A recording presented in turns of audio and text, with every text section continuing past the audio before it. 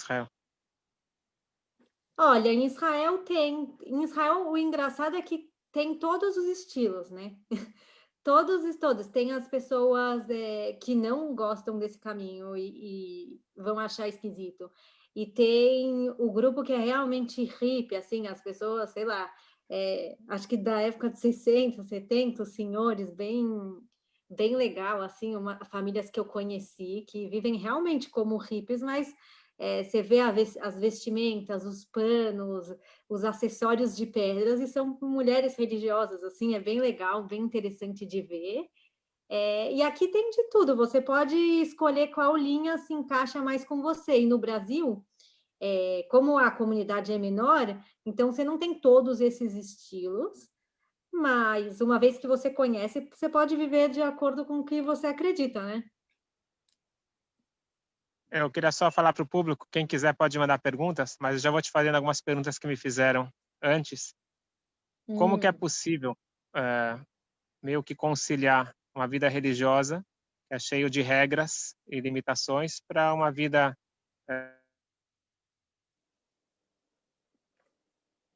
Opa, travou a internet. Tá comigo? Tô. Ok. Então, como que é possível conciliar todas as regras que existem dentro do judaísmo com uma vida meio que, vamos chamar assim, natural, deixar seguir e não ficar estressado com o horário? Como que você consegue conciliar isso? Boa pergunta, Ana. O que eu posso falar é assim: quando você percebe que uma coisa te faz bem, ela vai te libertar. Se você usar o judaísmo como uma religião sem espiritualidade, você vira um robô. E o que é triste, né? Então, e não é o que a Hashem quer da gente também. E a partir do momento que você vê que as regras são apenas um recipiente de luz e que você consegue encontrar profundidade nas regras, por exemplo, é, o Seder de Pessah. Pode ser só um Seder de Pessah, mas se você for procurar na mística, na Kabbalah, você vai ver que tem a ver com os centros energéticos e que as comidas que você está comendo, elas estão equilibrando várias coisas dentro de você. Então você começa a perceber que as regras elas vêm justamente para te libertar, para te aperfeiçoar mais.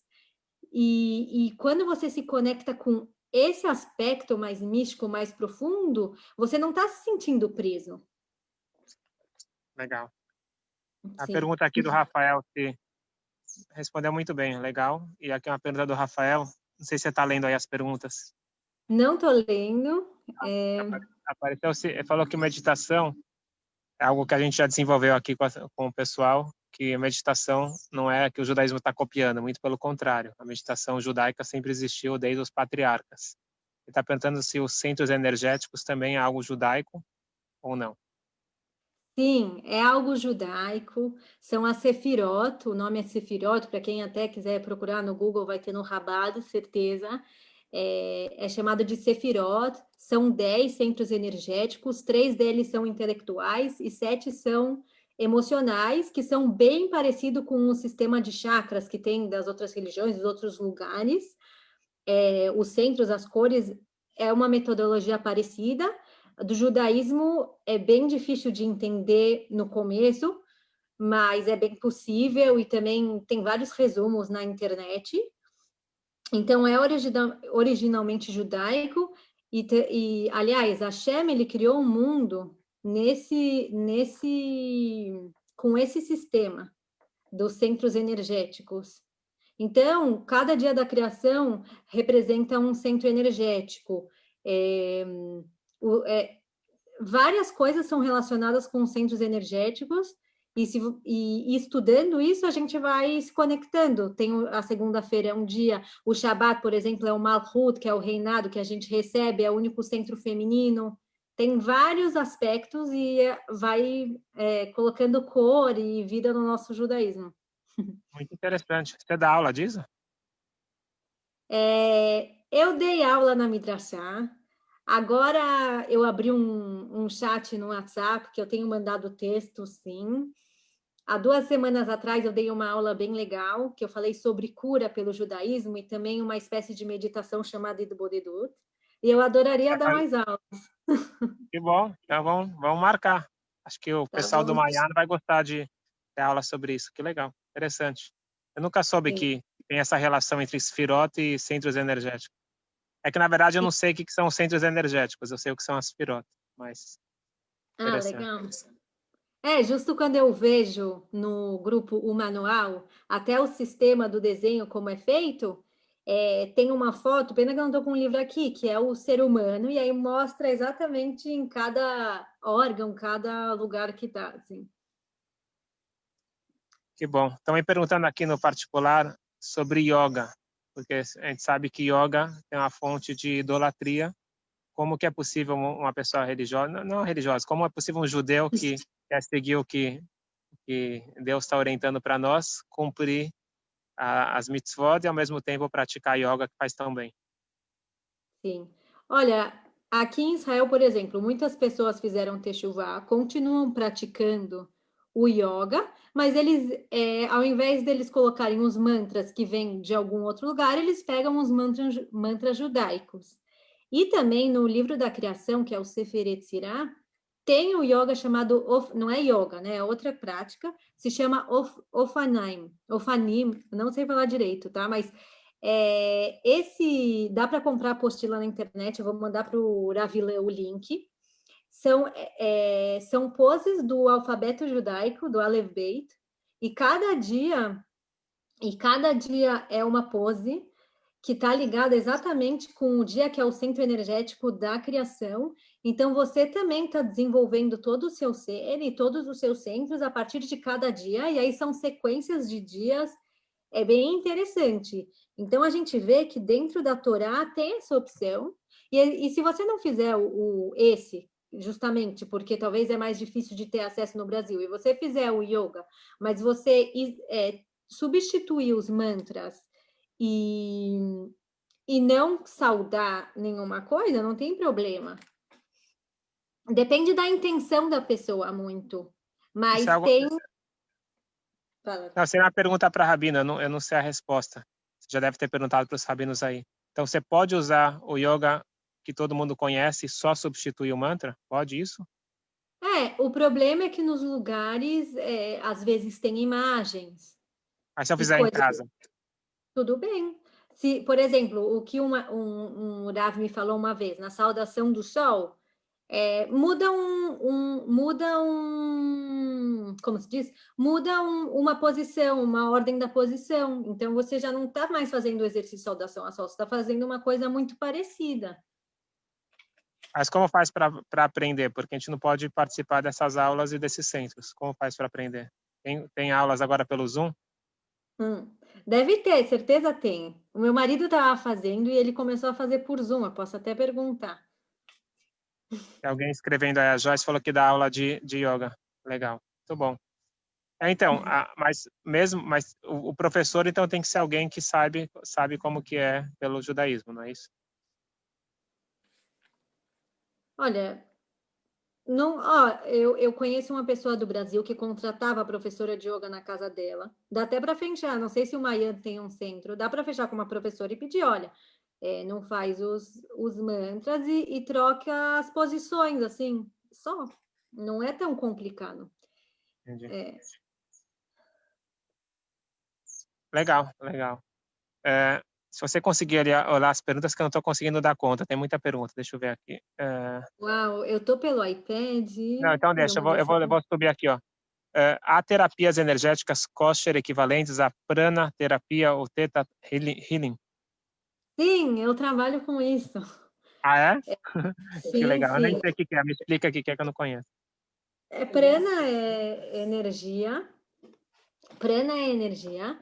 E qual foi? Theta Healing é healing. Eu trabalho com healing kasher, não é o Theta Healing. Mas justamente, ao invés de eu usar o sistema dos chakras, eu uso o sistema da Sefirot no corpo humano. Não pode... eu não, sei lá, por exemplo, tem algumas técnicas que você chama anjos, ou não sei o que você faz. Isso eu não faço. A intenção é puramente tipo, de você ser um recipiente de Hashem, do divino, nada mais. Esse é o foco. E sim, existe, eu trabalho com isso, eu também atendo à distância. Legal, legal, bom saber. Acho que no Brasil não Sim. existe, então tem agora uma opção virtual, legal. Mas não tem que ter um toque? Não existe, não é no toque? Como que faz? Como é energético, eu consigo acessar a outra pessoa à distância. Claro que ao vivo é uma outra vivência, mas com certeza é possível. E eu já trabalhei várias vezes à distância, principalmente agora com essa história do vírus. Fecha, abre, você está em casa. E eu também trabalho com outra terapia chamada terapia tridimensional. Então, você consegue, sei lá, se alguém tem uma dor física, um exemplo.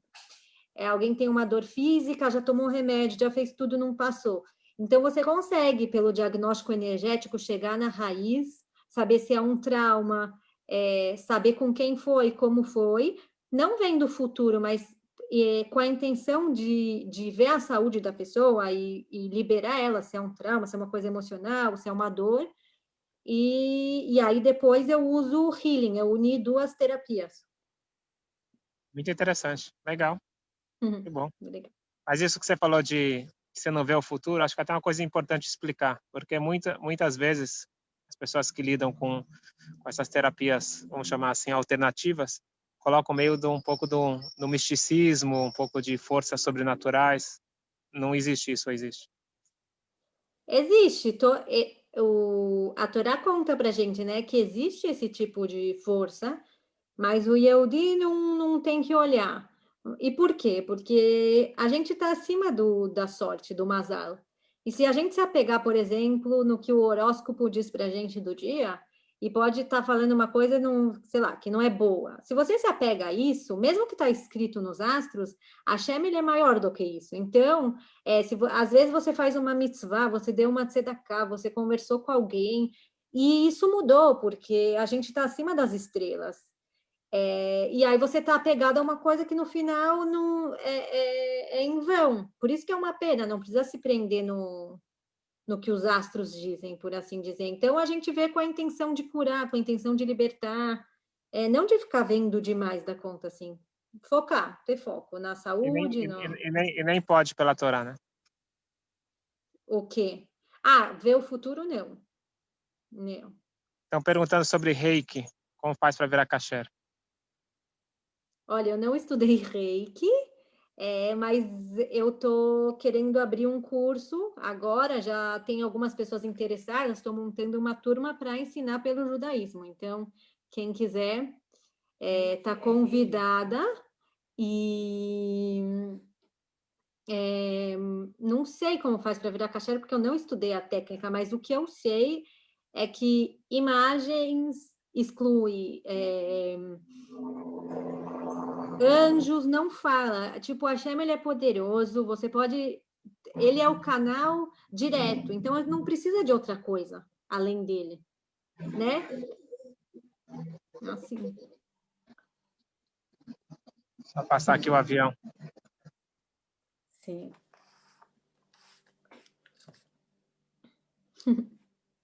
Deixa eu puxar aqui as perguntas. Tá. Alguém está falando que estudou yoga científica. Eu vi essa mensagem. Eu não sei, eu nunca estudei. Mas é legal. Se dá para... E como que é? Daqui a pouquinho a gente vai pedir para você fazer uma meditação para a gente, mas essa meditação é baseada em que exatamente? Qual que é a origem? Então, tem um livro chamado Meditação Judaica, do Aryeh Kaplan. Quem quiser comprar, acho que vocês vão gostar. Também explica o contexto histórico. Ele fala bastante sobre o que aconteceu na Idade Média, que veio aquele falso Messias, né, que era o Shabbatai Tzvi, e ele usava muito da Kabbalah e da profundidade do judaísmo para enganar as pessoas que ele era o Mashiach. E isso assustou muito, assim, todo o povo judeu. E quando souberam, né, aí ele se converteu no final, ameaçaram ele de morte, ele se converteu para o final para alguma outra religião, que foi uma decepção muito grande para todo mundo, e viram que era uma falsa, né, que ele não era Mashiach. E depois disso veio o Baal Shem Tov. E tinha um movimento muito grande contra o Baal Shem Tov, justamente porque ele era um ser de luz, né, um tzadik muito grande, e que trazia esses conceitos profundos, mas as pessoas estavam muito assustadas. Então, acabavam omitindo muitos textos sobre meditação e sobre técnicas de conexão maior, porque tinham medo. E aí tá escrito, né, que, infelizmente, a parte da Kabbalah ficou uma coisa só intelectual e não uma vivência espiritual. Mas o Aryeh Kaplan vem falar, por isso que dá para entender os judeus que estão buscando ter outras experiências fora, em outros lugares, porque as pessoas têm essa sede, e aí ele traz para a gente técnicas e explica várias coisas, é bem legal, eu aconselho comprar o Legal. livro. Então a meditação que você faz é baseada no Aryeh Kaplan. Sim, no Aryeh Kaplan e também, sei lá, na Midrashá que eu estava, das minhas aulas de yoga, eu fiz um mix, assim. Tem duas perguntas aqui. Primeiro, se os não-judeus podem praticar as técnicas kasher. Pode? Ah, sim, eu até conheço, tem um rabino que faz healing. É engraçado, você viu, assim, barbão, camisa branca e tal, ele trabalha com healing. E eu conversei com ele me falou que ele atende todo mundo, que se vier gente que não é judeu também atende, que a gente está aí para ajudar, com certeza. Na verdade, é ao contrário. Uma técnica não judaica, algumas são proibidas para os judeus, mas algo judaico é permitido para todos, é isso?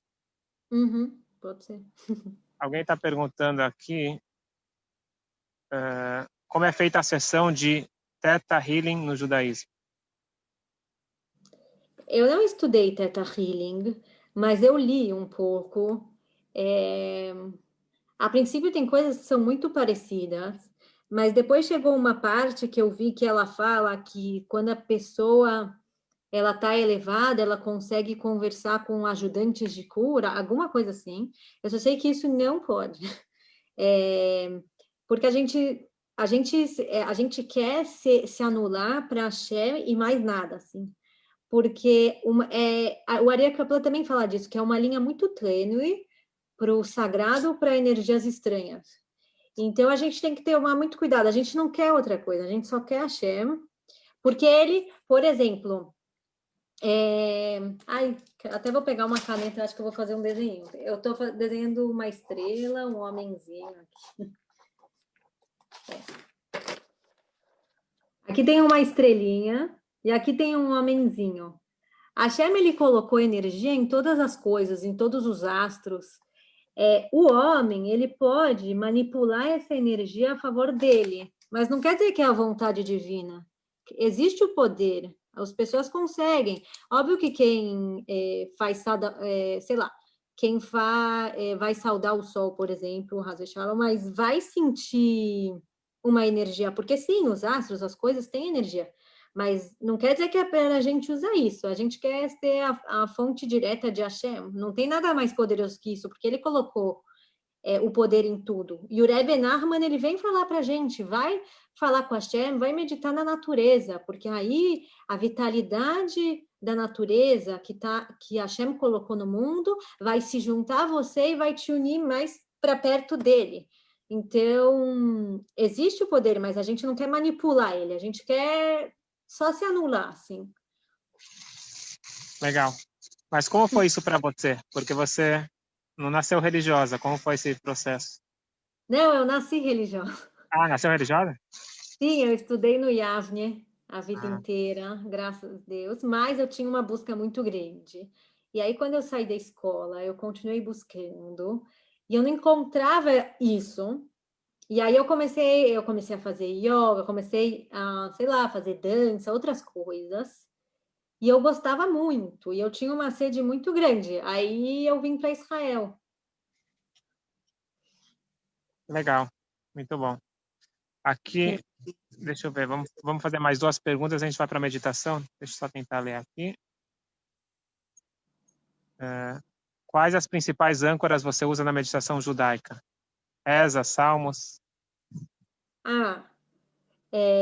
Na meditação judaica tem, sei lá, a meditação que eu dei há 2 semanas atrás, eu gosto muito de levar as pessoas a visualizarem.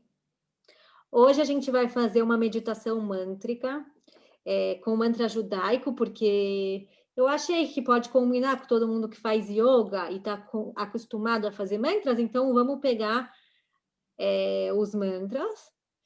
A minha tia perguntou, você usa o mantra judaico de Ribono Shel Olam? Justo o Aryeh Kaplan fala muito desse mantra, sim. O Rebbe Nachman, ele falou